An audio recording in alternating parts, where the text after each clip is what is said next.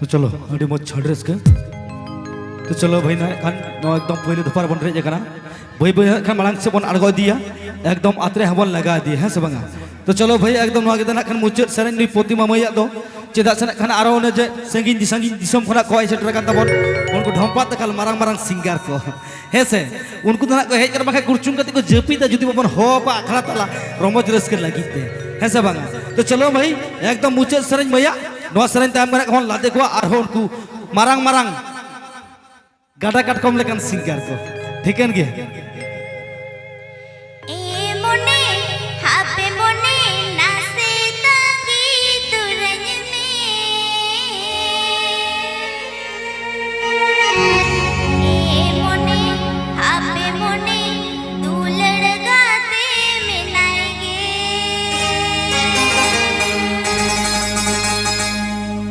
ए